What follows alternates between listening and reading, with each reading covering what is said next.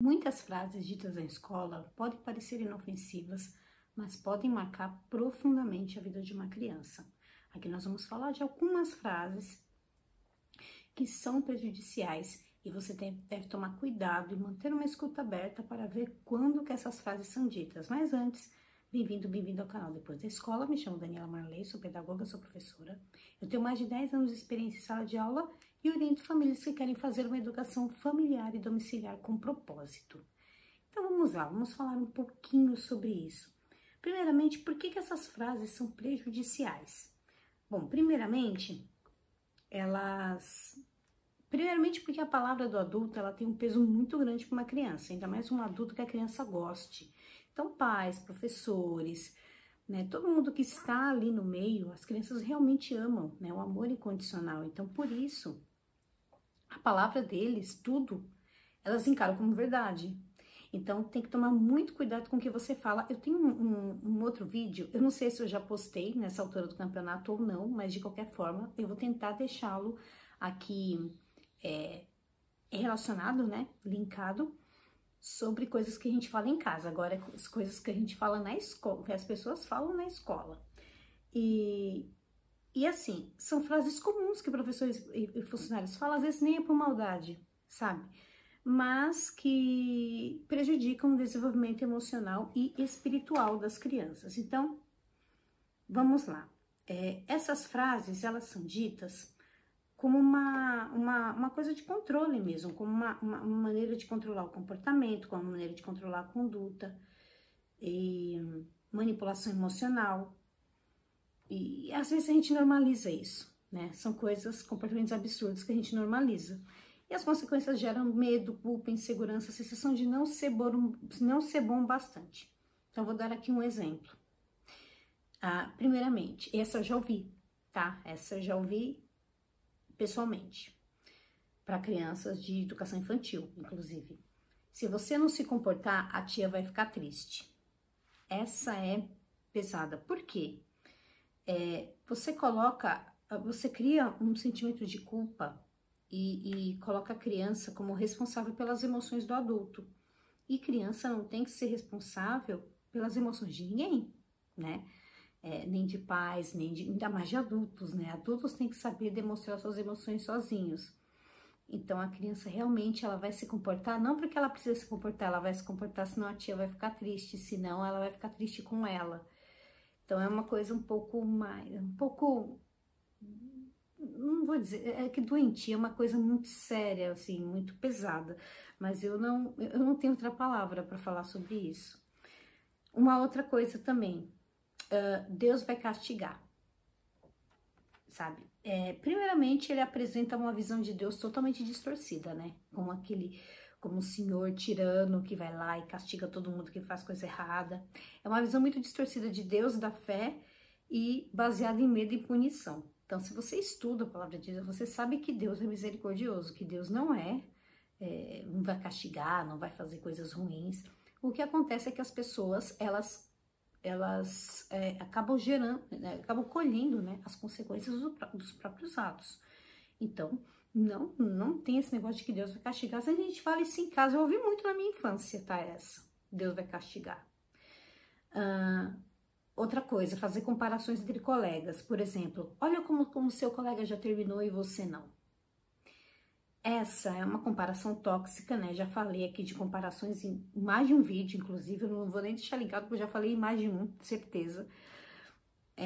E sentimento de inferioridade. Então, assim, quando você estimula a comparação com outras pessoas, é uma coisa muito injusta, né? Eu já falei isso em outros vídeos, que você acaba comparando duas crianças diferentes, com histórias diferentes, com backgrounds diferentes, com inteligências diferentes, com jeito de aprender diferentes. Se for uma criança com TDAH, que ela precisa de mais tempo para poder fazer as tarefas, imagina isso. E às vezes ela nem sabe que tem essa neurodivergência. Então, assim, precisa sim, precisa haver uma empatia nesse sentido, né? A gente tá falando de crianças, então crianças são muito mais sensíveis do que adultos. Como o Jordan Peterson já dizia, e já falei nesse outro vídeo também, a comparação mais justa é a pessoa com ela mesma em um outro período, sabe? Em outro momento. Quarto, menino não chora. Crianças são diferentes de adultos, né?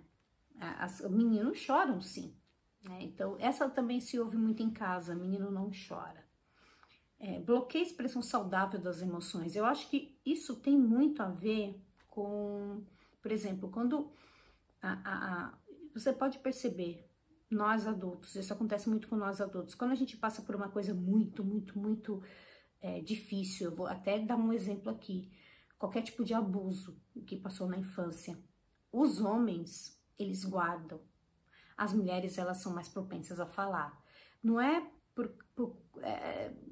por conta disso também, né? Os homens são sempre incentivados a esconder as emoções.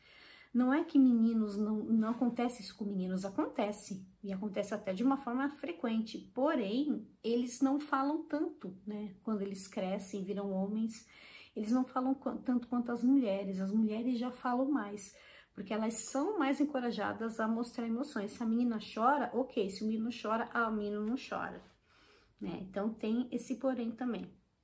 Uma outra que é bem rígida, você nunca aprende.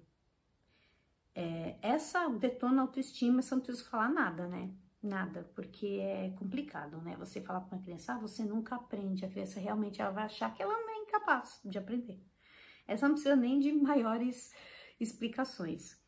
E se você não fizer direito, você vai ficar para trás, né? Essa gera ansiedade, tem muitas, e associa aprendizado à ameaça. Então, ela vai ter uma visão muito negativa da escola. Então, muitas das coisas, e a gente pega muito isso, né? A gente lida muito com crianças que não gostam de estudar. O meu trabalho é diretamente relacionado a isso. Se você investigar a fundo, tem isso aqui, sabe? Tem alguém na escola ou em casa que falou algumas frases assim, e ela também foi tendo essa rejeição ao aprendizado, essa rejeição ao conhecimento. Então, isso aqui gera um problema muito difícil no futuro, principalmente anos depois, na adolescência, né? Se ela ouviu na infância. E uma outra muito parecida. Já sabia que você ia fazer errado. Que é uma comparação negativa que cristaliza uma identidade de fracasso. Então, já sabia que você ia fazer errado. É isso que ela espera de mim, que eu faço tudo errado. Então, é complicado também. Então, como que a gente pode falar? Se a gente não pode falar isso, como é que a gente pode falar? Então, é muito possível você dar disciplina sem ferir a criança, sem machucar. Então, vou dar aqui uns exemplos de alternativas saudáveis.